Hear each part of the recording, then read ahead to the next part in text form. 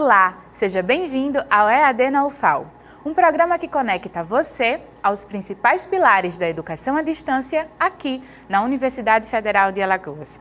Hoje, para conversar sobre o EAD e as suas múltiplas possibilidades, recebemos aqui no nosso estúdio o reitor da nossa UFAL, professor José Aldo Tonholo. Fique por aqui e confira agora.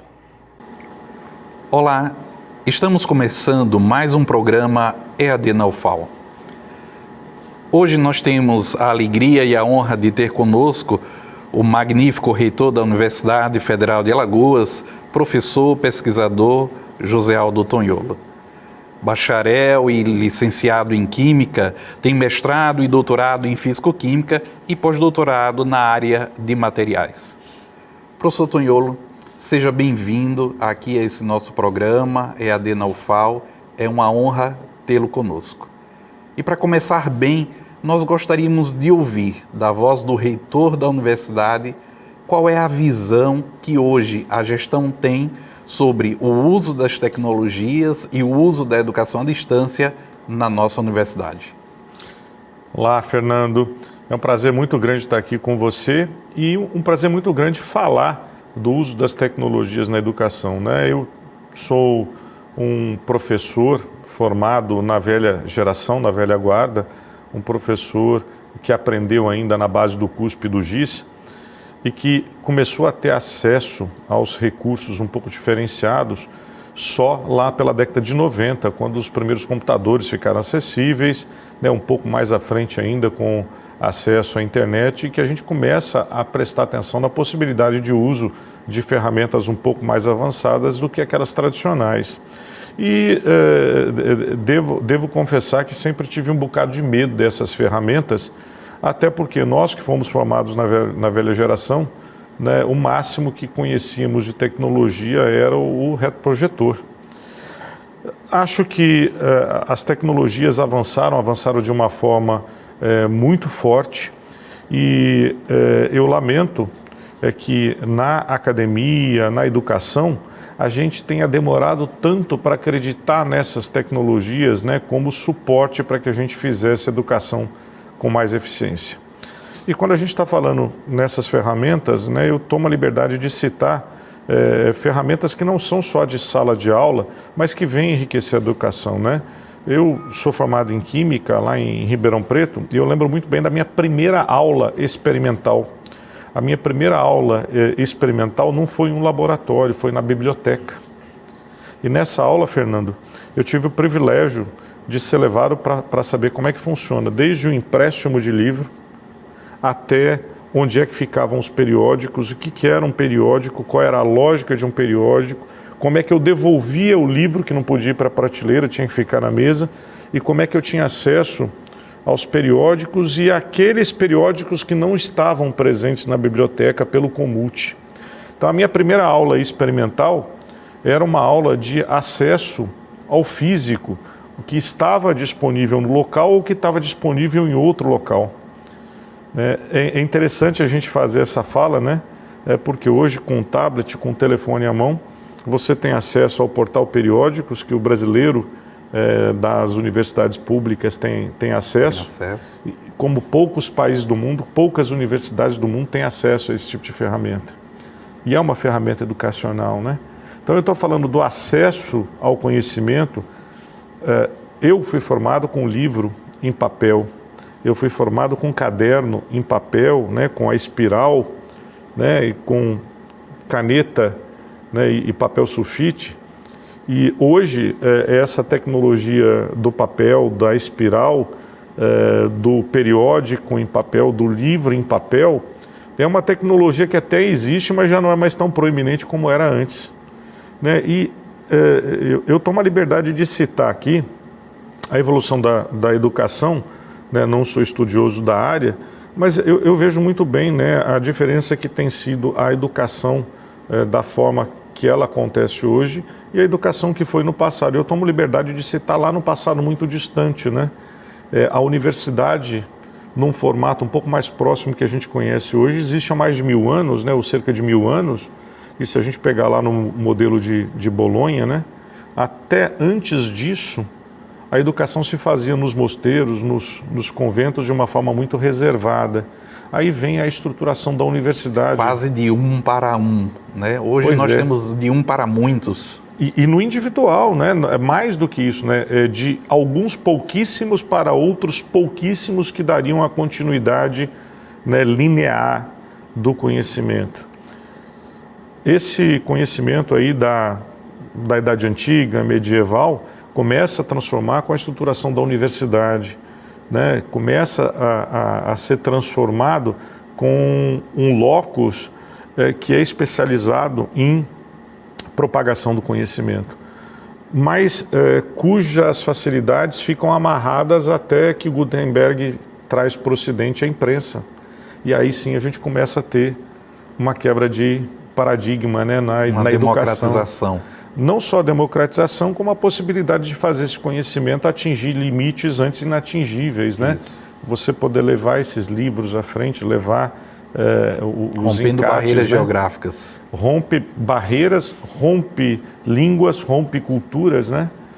Mas, se a gente analisar lá dos anos 1500, né, desde a imprensa do Gutenberg, como é que as universidades se estruturaram no velho continente e como é que isso foi propagado, por exemplo, para as Américas, né?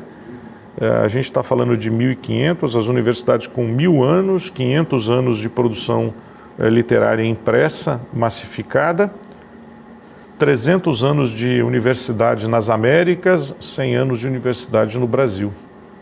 Olha a diferença, de 1000 para 300 para 100. E a gente olha para trás e vê o quanto a educação formal na universidade evoluiu de lá para cá, talvez da imprensa de Gutenberg até uns 30, 40 anos atrás, o modelo não tenha sido muito diferente. Talvez o modelo ainda tenha sido baseado no CUSP e no GIS, na sala de aula, na lousa. O professor como dono do saber, não é? O douto, né? O sábio, né? E aí a gente falava em ensino mais do que em aprendizagem, né? A gente falava em transmissão de conhecimento, né? E não em aprendizagem coletiva, cooperativa, né? Colaborativa. É algo extremamente hierárquico, né? O que tudo sabe passando para o aprendiz, né? Bom, hoje a gente está num cenário completamente diferente, né? E eu fico muito feliz de estar podendo, nesse momento, viver uma outra quebra de paradigma. Não é um paradigma tecnológico que está sendo quebrado nesse momento, daí eu faço questão de dizer isso. A pandemia, não quero falar mais de pandemia, mas a pandemia nos impôs uma nova realidade. Ela nos colocou numa sinuca de bico e nós fomos obrigados a procurar soluções tecnológicas para fazer o que o presencial já não era mais possível. De qualquer forma, minimizar os efeitos, né? Minimizar, mitigar mesmo, né? Porque a não educação era muito pior do que uma educação improvisada naquele momento, né? A omissão da oferta era muito pior do que improvisar mesmo sem saber como fazer funcionar mediante as tecnologias. E aí, eu estou dizendo que eu estou tendo a felicidade de viver uma quebra paradigmática, porque não é uma quebra de tecnologia, né? Até porque as tecnologias, né, eu usava o Webex em 98, 99, né, uma ferramenta que eu acho que nem se usa mais para comunicação, mas o Skype aí no começo dos anos 2000, né, as outras ferramentas, a RNP, a gente usa nos nossos cursos de pós-graduação desde 2014 para fazer comunicação pela WebConf na rede, né?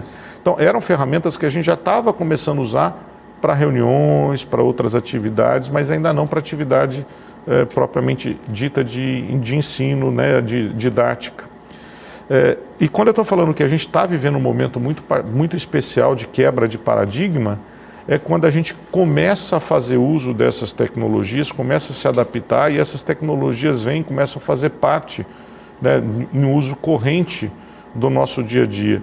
Fazer conferência hoje não é só por uma questão da Covid, né? É por uma questão de que, eventualmente, um deslocamento dentro de uma cidade leva 2 horas e você perde 2 horas para ir, 2 horas para voltar para fazer uma reunião de 1 hora. Imagine os nossos colegas do Sertão, ou de Arapiraca, ou de Penedo, tendo que vir para uma reunião do Consune aqui, né? Ou então para outra reunião. Que hoje se faz por conferência, mas mais do que isso, né?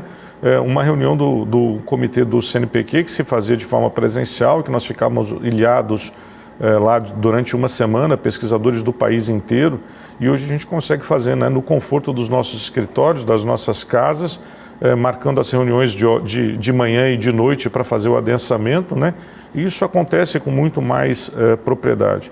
Mas eu estou falando da quebra de paradigma porque, de novo, as tecnologias já existiam, o Moodle já existe desde o final da década de 90, Sim. Creio, né? Com todas as suas atualizações. O SIGA, que a gente detém na universidade já há 7, 8 anos, já estava aí disponível, né, com todo o ambiente de aprendizagem, todo o AVA que ele compõe, né? Outras ferramentas, milhões de outras ferramentas públicas, pagas, né?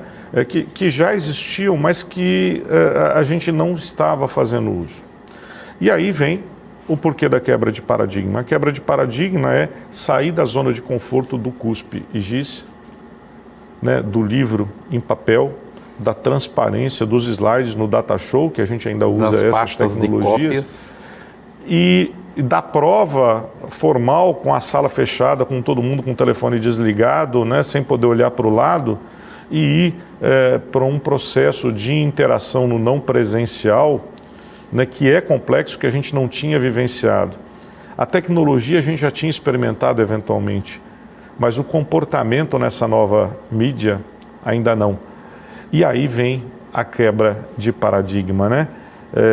Descobrir que a virtualização do processo de ensino-aprendizagem não pode acontecer com a simples transposição daquilo que a gente tem no presencial para uma plataforma digital, né? O grau de dedicação, de preparação, né, de material, de conteúdo, a concepção pedagógica é outra. Muda radicalmente. Fazer um grupo de estudos na sala com 5 pessoas em cada grupo, né, mudando, virando as carteiras ou indo para o tatame para fazer isso no tatame, é muito diferente de numa sala com 130 alunos de forma virtual estimular uma reagrupação, né, para estudo, né, no momento da aula. E isso requer novos aprendizados, né, nossos, dos professores. Não foi uma transposição simples, continua não sendo. Eu ainda tenho, enquanto professor, várias dificuldades de entender o funcionamento dessas novas situações, tanto do ponto de vista do uso pedagógico, quanto do ponto de vista social, já que, para quem está acostumado, eu estou com 33, 34 anos de docência, né, e estou acostumado com o modelo de sala de aula presencial, da interatividade presencial. A interatividade na sala virtual é completamente diferente. A resposta do estudante é diferente. As interações mudam. E esse estudante que de repente já nasceu nessa concepção de interação virtual, né? Para dialogar com alguém que vem de um outro tipo de interação que exigia a presencialidade física. Aprendemos tanto quanto ensinamos, né? Essa é a diferença fundamental. E me preocupa muito que alguns dos nossos colegas são muito resistentes, né? Mas felizmente a gente ainda tem muitos colegas ousados com quem a gente aprende o tempo todo. Eu tive a oportunidade de fazer os treinamentos do Proford agora em plena pandemia com alguns dos nossos colegas, né? Eu e alguns da velha guarda, né, muito resistentes a essas novas tecnologias, aprendemos muito. A gente não consegue usar ainda na plenitude, não.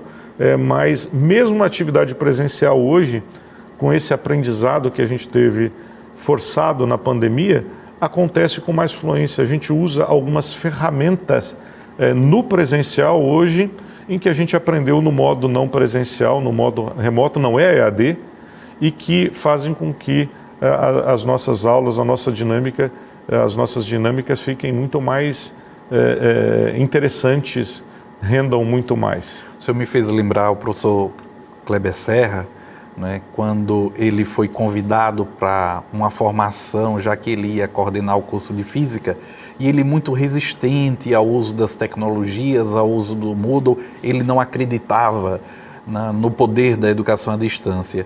E a professora Aparecida Viana, que era uma das formadoras, ela dizia para ele: professor, ela e a professora Elza, do Centro de Educação, se permita.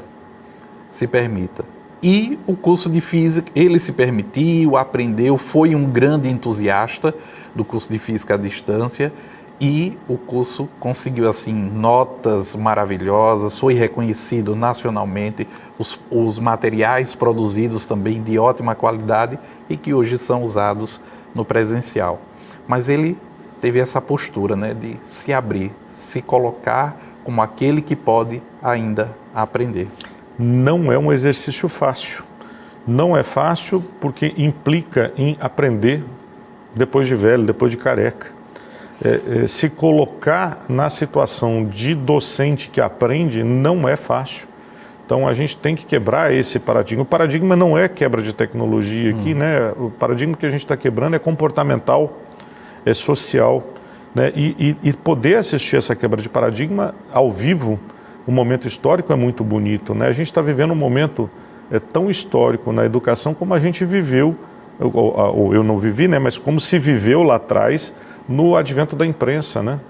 Então é um momento diferente. Aí a gente tem que trazer algumas preocupações, né? São os desafios. São os desafios. Eu trago essa preocupação, né? E eu não tenho uma verdade absoluta aqui, mas me preocupa muito com a expectativa da remotização daquilo que era no presencial, como se fosse simplesmente a transposição, e não é. A confusão daquilo que foi, no momento de emergência, a remotização das atividades didáticas, confundir isso com a EAD. São coisas completamente diferentes, né? E por mais que o meu entendimento seja escasso na área, por não ser estudioso da área, né, a gente sabe muito bem a diferença de que é um projeto pedagógico desenvolvido para ser realizado no presencial e o grau de preocupação que é um projeto pedagógico efetivamente desenvolvido para educação à distância. Eu estou trazendo essa preocupação e a gente tem que elucidar, a gente tem que trazer mais elementos de separação disso. Aquele momento em que se foi para o remoto era um momento de emergência. Uma circunstância. A educação, naquele momento adaptada, era melhor do que a não educação. A EAD, ela é uma ferramenta que vem com muita força e ela sai nesse momento mais fortalecida depois da pandemia, não que a gente esteja se dedicando mais a ela, mas porque para fazer a EAD a gente eliminou a etapa de aprender algumas tecnologias que o remoto nos obrigou a aprender. Mas a gente ainda tem muito que aprender do ponto de vista educacional, do ponto de vista curricular, do ponto de vista de estratégia para fazer o EAD. Até porque a gente não pode esquecer que os objetivos são muito diferentes, né? O de formação no presencial e de formação no EAD. A gente está falando de uma sala em que as pessoas ficam confinadas, um laboratório, e a gente está falando de um ambiente virtual de formação que ele é estratégico para atingir regiões em que não se pode levar o presencial. Aqui, atendimento presencial pela natureza do curso. O curso é formado para fazer uso dos laboratórios, ele é construído para que se tenha aquela vivência presencial específica. Aqui exige necessidade, né, de uma lógica completamente diferente. Eu não posso simplesmente transpor esse currículo, essa grade curricular daqui para essa caixa. Não vai encaixar, né? Mais do que isso, no caso da EAD, há uma premissa de levar a educação para os rincões que não são atendidos pelo presencial, que é uma coisa que o Estado de Alagoas precisa para como nunca. Não só para as distâncias do nosso estado, que até é um estado pequeno, mas também oportunizando aquelas pessoas que não tiveram oportunidade no tempo que a gente acredita que é o tempo certo, de estar nos bancos da universidade. Nós pegamos populações diferenciadas, pessoas com necessidades diferenciadas e a gente tem que tomar até cuidado, né? Porque a EAD não é para resolver um problema simplesmente do Estado de Alagoas. A UFAL, a Uncisal, o IFAL, a UNEAL não se envolveram com a EAD só para resolver os nossos problemas aqui no estado de Alagoas, até porque a EAD é oferecida para o estado de Alagoas por muitas outras instituições do país todo, inclusive públicas, né, de qualidade. E nós não podemos esquecer na EAD também a possibilidade de complementar as nossas formações necessárias com elementos que a gente sequer tem no nosso território. Quando a gente está falando de EAD, né, significa fazer chegar em todos os pedaços daquele território, mas trazer conhecimentos, trazer formações que sejam de territórios ultramarinos para o nosso território. Aquilo que não nos seria possível fazer com um contingente local, com os professores da nossa localidade, com as formações que a gente já tem instituídas aqui e que a gente pode fazer. Com a escassez de recurso, né? Ou que não sejam as nossas habilidades, que não sejam as nossas naturezas, né? Trazer excelentes cursos de formação de caráter internacionais para cá, pela EAD, é possível. Sim. Né? Alguns colegas nossos, professores, doutores, que estão fazendo seus cursos de especialização nas mais renomadas universidades à distância, né? Professores, doutores na área de ciências exatas, se qualificando em gestão, em universidades renomadas, em cursos que são gratuitos e que são reconhecidos, que são oferecidos de forma não presencial pela EAD. E com qualidade. Alta qualidade, alta qualidade. Professor Tonholo, nós vamos excepcionalmente encerrar esse primeiro bloco de entrevistas. Nós voltamos depois com o professor José Aldo Tonholo, a gente ainda tem muita coisa para conversar. Você está aqui no programa EAD na UFAL.